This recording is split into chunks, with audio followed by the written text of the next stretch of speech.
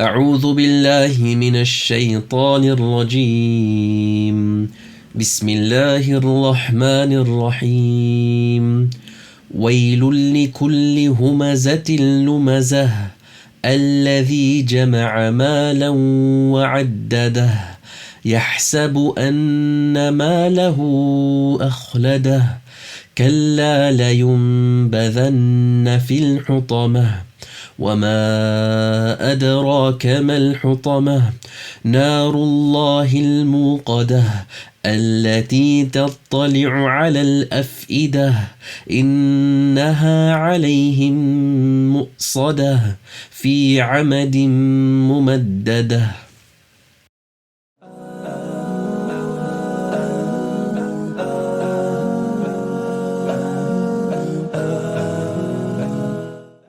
It was revealed in Mecca, and just like yesterday's Surah Al-Asr, there is nothing mentioned about the reason for its revelation. And so the themes that are covered in this surah are backbiting, slandering, and selfish hoarding of wealth, and these are topics that we will be going into and explaining further. So to begin with Ayah 1, in which وَيْلٌ لِكُلِّ هُمَزَةٍ لُمَزَةٍ, woe to every fault-finding backbiter. Now, here we have the first word, wail. Wail refers to two things that are probably mentioned: destruction, or it's also referred to a valley in Jahannam. So either way, it's something that's negative. So we have the word Humazah, which means backbiting, and Lumazah, which is slander, to speak ill of someone. Now, what's the difference between the two? Backbiting is considered a slander by speech, whereas Lumazah is an action. Humazah is referred to with the hand and eye, and Lumazah is something referred to with the tongue. Now, what is the difference? Backbiting is when somebody is not there.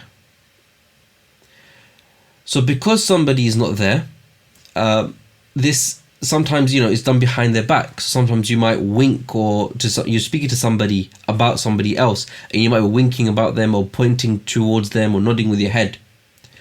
Whereas when you are doing slandering to somebody, when you're speaking ill of somebody, that is lumazah. That's also referred to as namima. So humazah and ghiba. Ghiba, backbiting. Namima, lumazah, is when you're speaking ill of somebody to their face with your tongue. So it's not something that's a physical action, but it's with your tongue. And so which is worse? Scholars differ. Some say backbiting is worse because the person cannot defend themselves. So you're speaking behind their back without their knowing, and hence they are unable to defend themselves. Others say lumazah or slander or namima is worse because when you're doing it to somebody's face, you're insulting them to their face. Even though they can defend themselves, some people aren't able to, and it's more offensive to them as well. We have an ayah in Surah Al-Hujurat. يا أيها الذين آمنوا اجتنبوا كثيرا من الظن إن بعض الظن إثم. That all you have believed, avoid negative assumption, for indeed some negative assumption is sin. So never assume negative about people. That's the first thing there. ولا تجسسوا ولا يغتب بعضكم بعضا. Do not spy and do not backbite one another. أيحب أحدكم أن يأكل لحم أخيه ميتا فكرهتموه واتقوا الله إن الله تواب رحيم. Would you like to eat the flesh of his brother when they're dead? You would detest it. You would not like it. So fear Allah. Allah is accepting of repentance and merciful, meaning that backbiting is akin to eating the dead flesh of your brother, i.e. of a Muslim. Dead brother, dead sister. It's like, would you eat them? Would you eat their body? No, you wouldn't. So backbiting is like that they are dead. They're unable, they're not even there. They're not present. Just like the dead are not present, the one that you're backbiting about is not present, and it's as if you're eating them. Then we have a hadith on backbiting and slander. The Prophet ﷺ he mentioned to the Sahaba that, what do you understand by backbiting? And so, as would be their respect, they would say, Allah and His Messenger know best, sallallahu alaihi wasallam. And so, the Prophet ﷺ said, talking about your brother behind his back in a manner he does not like. And so, the Sahaba said, but what if it's true? The Prophet ﷺ replied, if it's true, then it's backbiting. If it's false, it's slander. So, if you're speaking bad about him and it's true, it's backbiting, it's ghiba. And if it's false, it's namima, it's slander. And there's a punishment in the grave associated to it as well. So the Prophet ﷺ was walking past 2 graves, and he mentioned that one is being splashed for urine. So when he'd go to the toilet, he wasn't careful regarding urine. And the other is being punished because of backbiting. And the Prophet ﷺ, when he went on the journey to Jannah, when you go to tour of Jannah, when you went on Mi'raj, the Isra is the night journey, Mi'raj is the ascension to the heavens. He saw people scratching their he saw people scratching their chests and faces with copper nails. And so the Prophet ﷺ asked Jibreel alayhi salam, who are these people? And Jibreel alayhi salam responded saying, these are people who ate the flesh of others and people who trampled on the honor of other people. So through this we learn that there's a punishment in the grave and there's also a punishment in the hereafter regarding backbiting. And Allah subhanahu wa ta'ala is reminding us to be conscious of Him, that don't backbite. If you get tempted to speak about somebody, don't. Just control your tongue. And furthermore, what is the expiation of backbiting? If you've backbeaten somebody, what is the expiation? According to some, it's better not to inform someone if you have. So if you've backbeaten someone, it's not, you don't have to mention to them, I was backbiting about you, I'm sorry about that. You don't have to mention it to them. You should seek forgiveness for them and for yourself, and speak good of the person, just as you spoke ill. So you spoke ill of the person behind their back. Behind their back, you should also speak good. You should praise them. And there is a hadith in which the angels, when you make dua for somebody, the angels say, and for you, Ameen, and for you, when you make dua behind your brother's back. So if you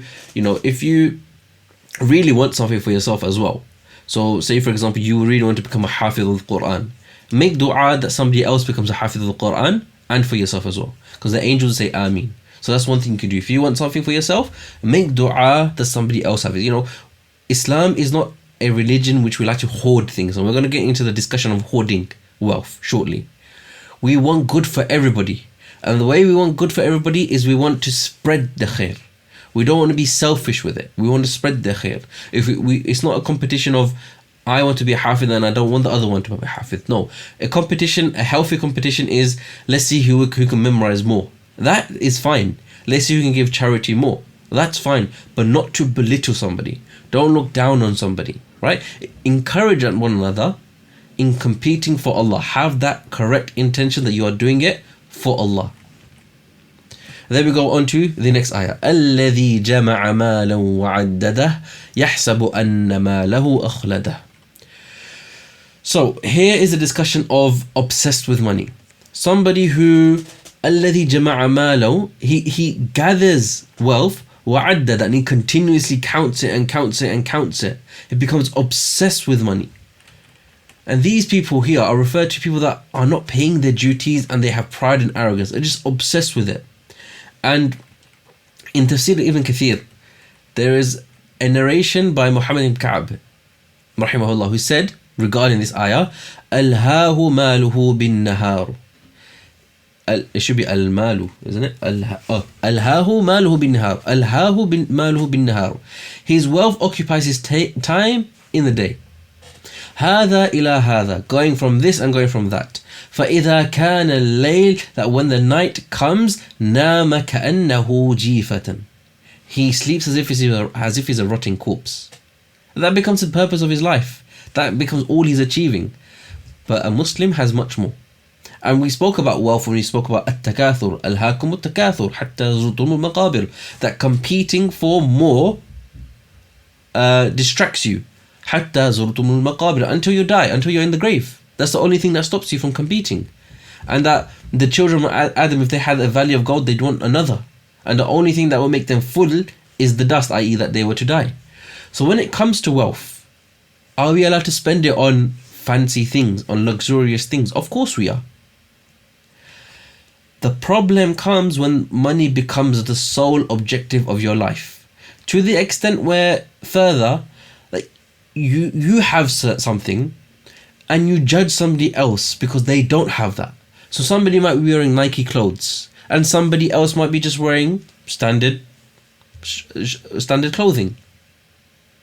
And you look down upon them. When you look down upon them, that is pride. You are thinking you are better than them. So teach your children, teach ourselves as well, that, you know, somebody might not, even when it comes to like weddings, for example, that might be more relevant for adults as well. When it comes to wedding, you might be judging somebody's clothes. Oh, look what she's wearing, or look what he's wearing. That doesn't look very good. That doesn't look very expensive. That doesn't look like they've dressed up for the occasion. Don't judge people. You don't know the situation. And by you putting somebody down like that, you are displaying, at that moment you are displaying pride.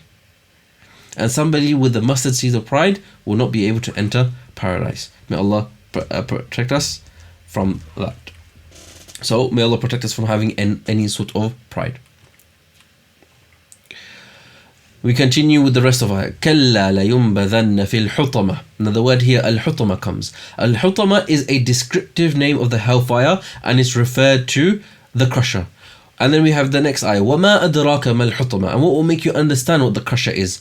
نَارُ اللَّهِ الْمُوقَدَةِ الَّتِي تَطَّلِعُ عَلَى الْأَفْئِدَةِ إِنَّهَا عَلَيْهِمْ مُؤْصَدَةٌ فِي عَمَدٍ مُمَدَّدَةٍ. So, what will make you understand what the crusher is? It is Allah's fire by Allah, a God's fire, Allah's fire, made to blaze. الَّتِي تَطَّلِعُ عَلَى الْأَفْئِدَةِ. Af'idah here refers to the hearts. Now, when you think about a fire, may Allah protect us from fires, especially the fire of Jahannam. When you think of a fire, before the fire reaches your heart, you know, the fire will burn the body from the bottom. Before it reaches the heart, the person's dead. Here, the people in Jahannam are not going to die.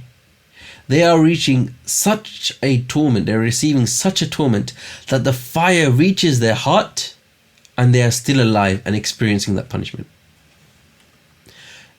In other ayat of the Qur'an, Allah mentions about the description of Jahannam, that the person's skin will burn and Allah will replace it with another skin, so it burns again and again and again. Now, many people, there are two things to mention here. One is that some people try to criticize Islam. They say, oh, it's very barbaric in that sense. What you're learning, what you're hearing about Jahannam. But what Allah is doing, Allah is warning us. Now, if somebody was to warn you of an immense fire that's going to come and consume people, you'd warn people and you'd take heed yourself. You want to protect people, you want to save them, and you want to protect yourself and get as far away as possible. You don't want to leave it to the last minute. You want to warn people. Allah, out of His mercy, is warning us. Because the purpose of our creation is to worship Him. That is the purpose of your creation. To worship Allah subhanahu wa ta'ala. الَّذِي خَلَقَ الْمَوْتَ وَالْحَيَاةَ لِيَبْلُوَكُمْ أَيُّكُمْ أَحْسَنُ عَمَلًا. He created life and death to see who is best of you in action. That is the purpose of our life. To see who's going to be the best in action for Allah subhanahu wa ta'ala. Why? To worship Allah. That is our purpose. So Allah subhanahu wa ta'ala is warning us. The second thing, and as I mentioned with different surahs as well, that we shouldn't hide away and we shouldn't, just focus on the positives. Just focus on Jannah. There is a balance. We need to be aware of what we are protecting ourselves from. Just as I mentioned the hadith about the punishment in the grave and the punishment in the hellfire. Imagine that hadith that didn't come to us. Imagine that we were not aware of that. What motivation would you have to stop backbiting? Allah out of His mercy is informing us, if I'm informing you that it's a major sin, it's a major sin. Would you like to eat the flesh of your brother, your dead brother? No, you wouldn't. And through these hadith, we are being informed, this is the punishment, these are the consequences of it. That's in terms of a spiritual sense, in terms of hereafter. In terms of a social sense, in terms of what we experience in the world, if somebody backbites over you, hear it upsets you. Imam Abu Hanifa rahimahullah, he was known not to backbite anyone, and he was asked about it. And he said that if I was to backbite about anyone, it would be my mother. Why? Why does he say that? Now, when you backbite someone, your good deeds go to them. If you have no good deeds, then you take their bad deeds. So he was saying, if I was to backbite about anyone, it would be my mother. Why? Because the good deeds will go to his mother, i.e. his mother is obviously, the mothers hold a special level in Islam. But it also keeps the deeds in the house. May Allah subhanahu wa ta'ala protect our tongues from engaging in ghiba and namima.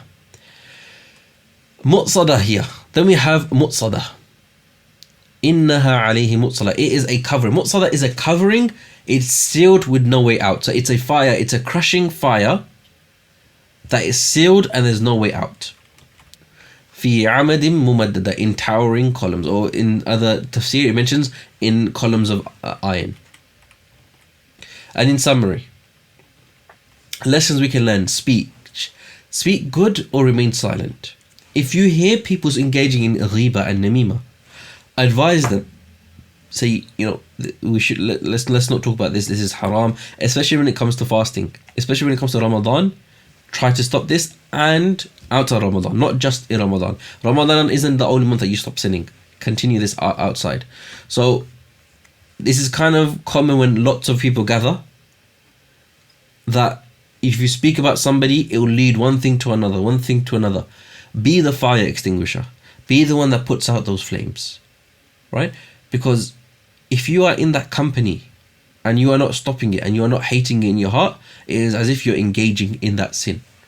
Okay? So try to stop that in the first place. Regards to wealth, do not become obsessed. What you are going to receive in terms of wealth is written for you.